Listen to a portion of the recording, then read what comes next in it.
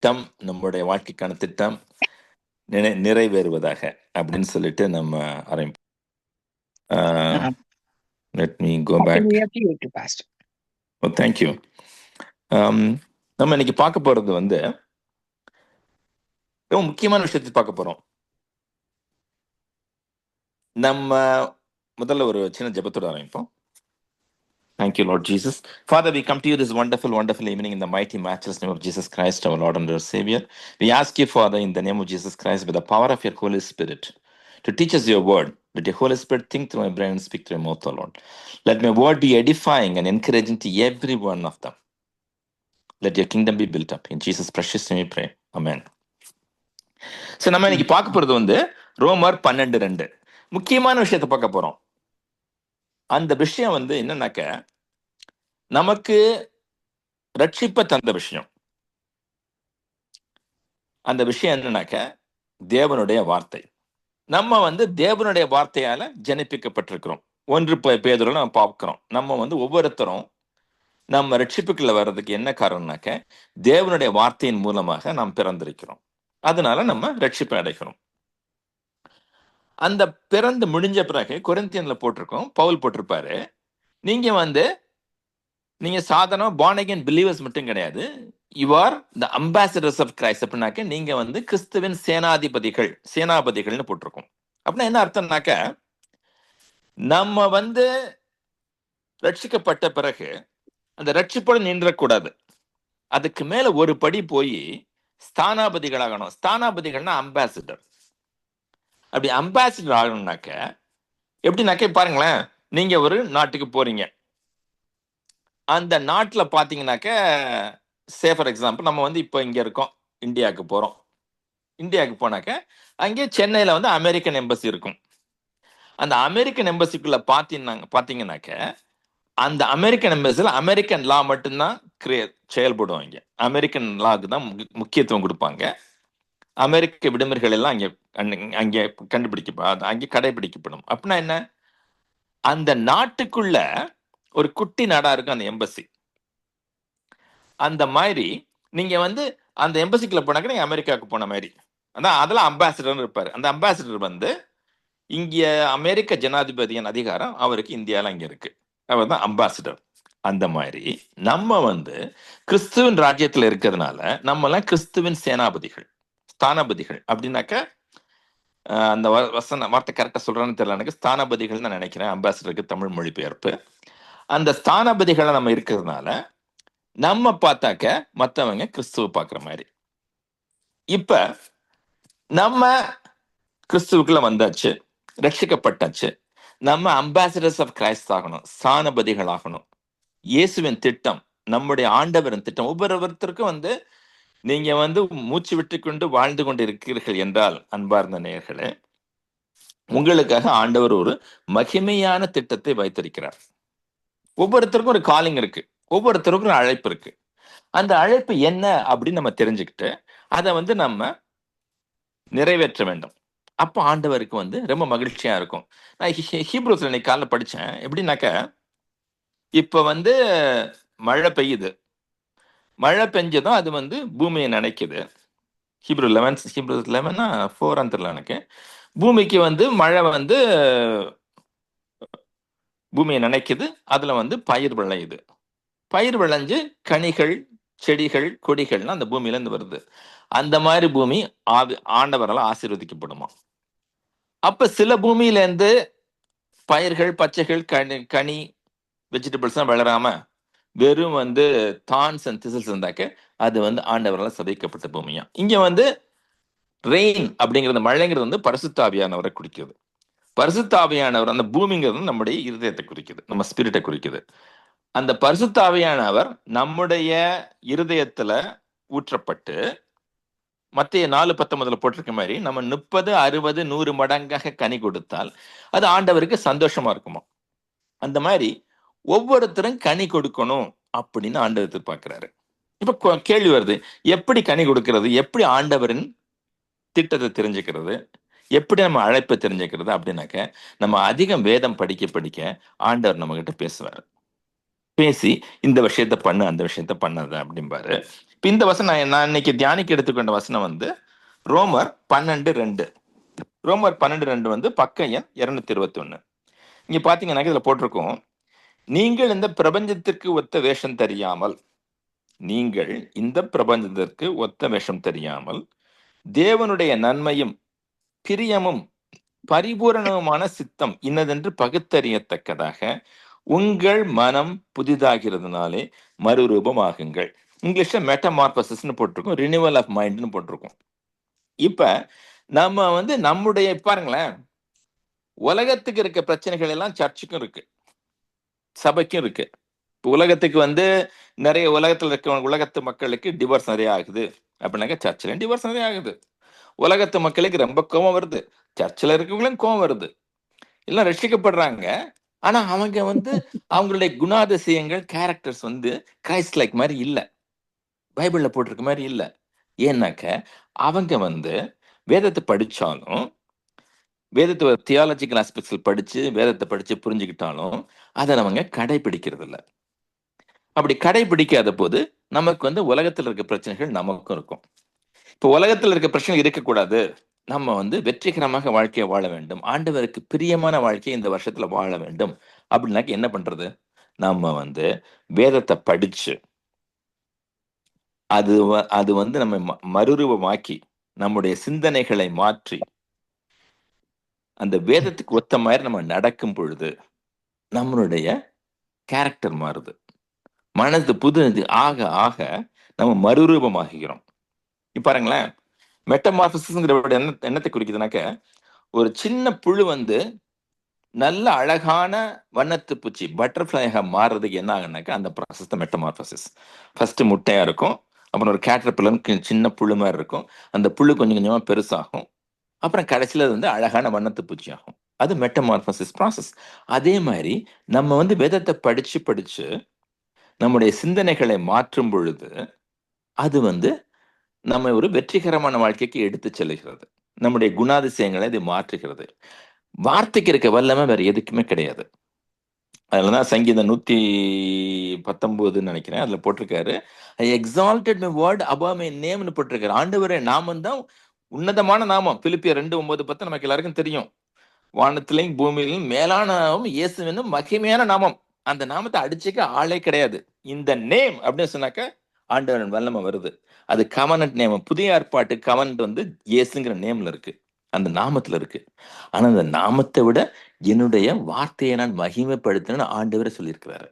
அதனால அந்த அந்த வேதத்தை நம்ம படிச்சு படிச்சு மனசை நம்ம மாத்தும் பொழுது என்ன ஆகுதுனாக்க, நம்ம வந்து மறுரூபமாகி ஆண்டவர் மாதிரி சிந்தனை செஞ்சு அந்த வசனத்தின்படி நம்ம நடக்க ஆரம்பிக்கும் பொழுது 30, 60, 100 மடங்கு பலனை அந்த வசனம் நமக்கு கொடுக்கும். என்ன வசனத்தை நம்ம கடைபிடிக்கிறோமோ அந்த வசனம் உங்களுக்கு வந்து ஒரு விளைச்சலை தரும். இப்ப பாருங்களேன், இப்ப நெல் விதைக்கிறீங்க, 10 மடங்கு சாகுபடி செஞ்சீங்கன்னா அது பெரிய ஹார்வெஸ்ட்.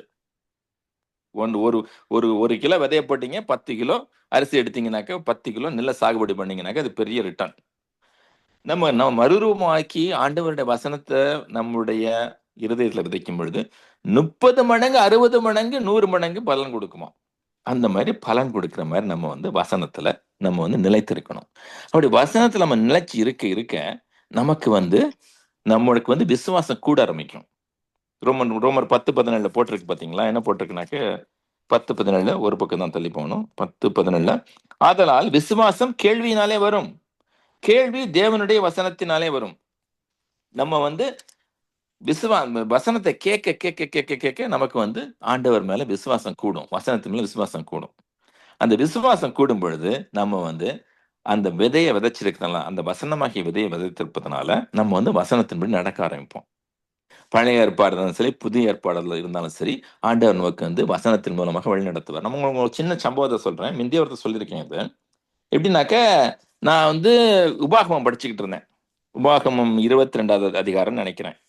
22வது அதிகாரம் படிச்சுட்டு இருந்தேன். அதுல என்ன போட்டிருக்குனாக்க, நீங்க வந்து இருங்க, நான் அதை எடுத்து வச்சிருக்கேன், அதையும் படிக்கிறேன். அது வந்து 22:8 என்ன போட்டிருக்குனாக்க, நீ புது வீட்டை கட்டினால் ஒருவன் உன் மெத்தையிலிருந்து விழுகிறதுனாலே நீ இரத்தப்பழியை உன் வீட்டின் மேல் சுமத்தி கொள்ளாதபடிக்கு அதற்கு கைப்பிடிச்சு வரை கட்ட வேண்டும் அப்படின்னு போட்டிருக்கு. நான் அதை படிச்சுட்டு ஆபீஸுக்கு போனேன். அன்னைக்கு போகும்பொழுது நான் யோசிச்சுட்டே போனேன். சரி, மெத்தையை கட்டும் போது கைப்பிடிச்சு வர கட்டுன்னு போட்டிருக்காப்புல. நான் இங்க மெத்தையை கட்ட போறேன். அமெரிக்கால வீடுலாம் அந்த மாதிரி வீடு கிடையாது. இந்தியால வந்து கொஞ்சம் கொஞ்சம் இருக்கு அந்த மாதிரி. ஆனா அமெரிக்கால எல்லா வீடும் கூரை இந்த மாதிரி ஒரு ரூஃப்ல இருக்கும். எப்படி இருக்குன்னு யோசிச்சுட்டே போனேன். சரி, இந்த வசனம் வந்து நம்முடைய நடைமுறைக்கு, இந்த கால வாழ்க்கைக்கு ஒத்து வராது அப்படின்னு நினைச்சிட்டு போனேன். அப்ப நான் வந்து ஆபீஸுக்கு போகும்போது, நான் வந்து ஆபீஸ்ல நடுவுல ஒரு 3 மணி போல நான் வந்து மதியானம் போய் எப்பவும் காஃபி குடிக்கிறது. காஃபி போட போனேன். காஃபி போடும்பொழுது என்ன ஆச்சுனாக்கா, யாரோ வந்து காஃபிய கொட்டிட்டாங்க இங்க. கொட்டிட்டு போயிட்டாங்க. பார்த்தாக்கா, அதுல மேல யார் கால் வச்சாலும் வழுக்கி விழுந்து தள்ள அடிபட சான்ஸ் இருக்கு. நான் பார்த்தேன். அப்ப ஆண்டவர் சொல்றாரு, "நீ வந்து உபாகம் 22:8 வந்து இந்த கால நடைமுறைக்கு ஒத்து வராதுன்னு நினைச்சேன். பாரு, இந்த வசனம் வந்து ரத்தப்பழியை பத்திய வசனம். அந்த இடத்த வந்து நீ வந்து பேப்பர் டவல போட்டுட்டு கிளீன் பண்றதுக்கு ஆள கூப்பிடு" அப்படின்னாரு. அப்பதான் உன் மேல ரத்தப்பழி வராது அப்படின்னாரு. அப்படின்னா என்ன? 22:8 எப்படி அப்ளை ஆகுதுன்னாக்க, இங்க உபாகம் 22:8 ரத்தப்பழி நம்ம மேல வரக்கூடாது. அந்த வரக்கூடாதபடிக்கு நம்ம நடந்து கொள்ள வேண்டும். அந்த மாதிரி ஒவ்வொரு வசனத்திலையும் நமக்கு வந்து ஆண்டவர் வழி நடத்துவாரு. நம்ம மறுரூபம் ஆக்க ஆக்க. அப்படி ஆகும் பொழுது நம்முடைய சிந்தனைகள்லாம் மாறி கிறிஸ்துவை போல சிந்திக்க ஆரம்பிப்போம். வெற்றிகரமான சிந்தனைகளை சிந்திக்க ஆரம்பிப்போம். இப்ப நெகட்டிவ் தாட்ஸ்லாம் இருக்கு பாத்தீங்களா? எதிர்மறையான எண்ணங்கள். ஐயோ! இப்படி ஆயிருமோ, அப்படி ஆயிருமோ, அந்த மாதிரி ஆயிருமோ, இந்த மாதிரி ஆயிருமோ, சின்ன தலைவலி தான் இருக்கும். ஓ! இப்படி ஆயிருமோன்னு யோசிப்பாங்க. ஃப்ரெண்ட்ஸ கூட்டி கேட்பாங்க. அந்த மாதிரிலாம் அந்த மாதிரி விஷயங்கள்லாம் நமக்கு வந்து தோணாது. ஏன்னாக்க நமக்கு வந்து நம்ம வசனத்த படிக்க படிக்க நம்ம மறுரூபமாயிருவோம். சரி, இது சின்ன வழி தான், போயிடும் எனக்கு. ஆண்டவர் ஹீல் பண்ணிடுவார் அப்படிங்கிற நம்பிக்கை இருக்கும் நமக்கு. அதனால நம்ம வந்து இந்த புது வருஷத்துல வசனத்தை நம்ம படிக்கணும். வசனத்துல வல்லமை இருக்கு. there is power in the word. அதான் ஜெரமியால போட்டிருக்கலாம், it's like fire shut up in my போன்ஸ்ங்கிறாரு அவரு. வசனத்தை படிக்க படிக்க ஆவியில நம்ம அனலா இருப்போம். பவுல் போட்டிருக்காருல, பி ஃபெர்வென்ட் இன் ஸ்பிரிட்னு. அந்த மாதிரி ஆவியில அனலா இருப்போம். அப்படி ஆவியில அனலா இருக்கும் பொழுது நம்முடைய வார்த்தைகள் மாற ஆரம்பிக்கும். நம்முடைய வாழ்க்கையே மாற ஆரம்பிக்கும். அதனால நம்ம வசனத்தை படிக்கணும், வசனத்தை கேட்கணும். நல்ல வசனத்தை பிரசங்கம் பண்ணும்போது கேட்கலாம். இந்த மாதிரி சங்கம் மாதிரி இதில் கேட்கலாம். இல்லாட்டாக்க ஆடியோ பைபிள்ல கேட்கலாம். அப்படி படிக்க படிக்க கேட்க கேட்க கேட்க நம்முடைய வாழ்க்கை மாற ஆரம்பிக்கும். நம்ம வந்து வசனத்தை சேச்சுரேட் ஆயிடுவோம். வசனத்தில் இருப்போம். அப்போ வந்து வசனத்தின்படி நடக்க ஆரம்பிப்போம். இப்போ இப்போ யோவான் 1:14 போட்டிருக்குல்ல, word became flesh and dwelt among us and we touched the அது படிக்கிறேன். அது ரொம்ப நல்ல வசனம். யோவான் 1:14. அதுல என்ன போட்டிருக்குனாக்க, அந்த 1:14 படிக்கிறேன். அந்த வார்த்தை மாமசமாகி கிருபையினாலும் சத்தியத்தினாலும் நிறைந்தவராய் நமக்குள்ளே வாசம் பண்ணினார். அவருடைய மகிமையை கண்டோம். அது பிதாவுக்கு ஒரே பேரானவருடைய மகிமையாக இருந்தது.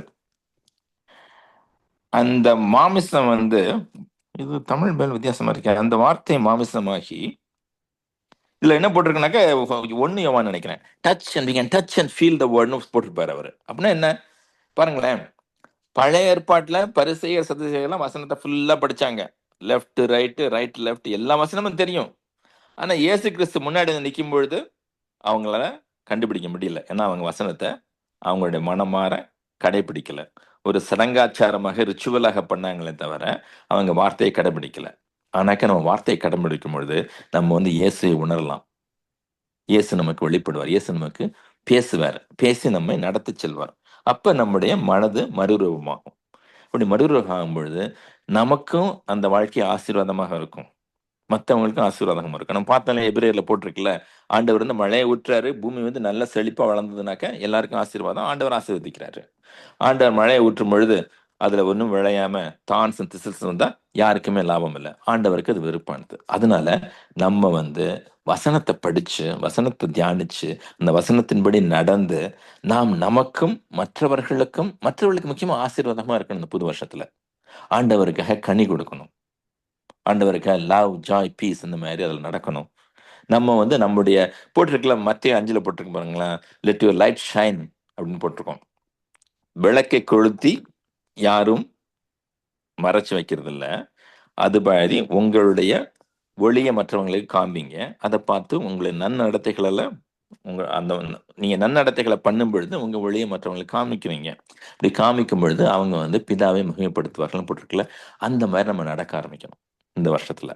ஆண்டவருக்காக கனி கொடுக்கணும், நம்முடைய பிஹேவியர் மாறணும், அதை பார்த்து மற்றவங்க ஆண்டவர்கிட்ட வரணும், மற்றவங்களை ரட்சிப்புகள் நடத்தணும். இப்படி நம்ம நடத்தும் பொழுது ஆண்டவர் மிகவும் சந்தோஷப்பட்டு உங்களை நன்றாக ஆசீர்வதிப்பார், உங்கள் குடும்பங்களை ஆசீர்வதிப்பார், நம்ம வாழ்க்கையை மாற ஆரம்பிக்கும். இது ஒரு வலியுறுத்த மாதிரி ஒரு சின்ன கதை ஒன்று சொல்றேன். என்னாச்சுனாக்க, ஒரு விவசாயி, அந்த விவசாயி வந்து ஒரு நாள் வந்து அவரோட நிலத்துல நடந்துட்டு இருக்காரு அவரு. அப்போ ஒரு குட்டியார் முட்டை ஒண்ணு கிடக்க, இங்க முட்டையை பாக்குறாரு.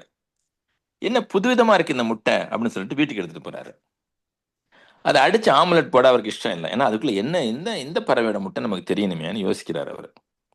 அதை எடுத்து அவர் கோழி வளர்க்குறாருல, அவர் கோழி வளர்க்குறாரு அவர், அந்த கோழிக்கு இதில் கொண்டு போய் கோழி வளர்க்குற அந்த கூட்டுக்குள்ள வச்சிடுறாரு அவர். அந்த பெண்ணும்பாங்க அமெரிக்கால, அதில் கொண்டு போய் வச்சிடுறாரு.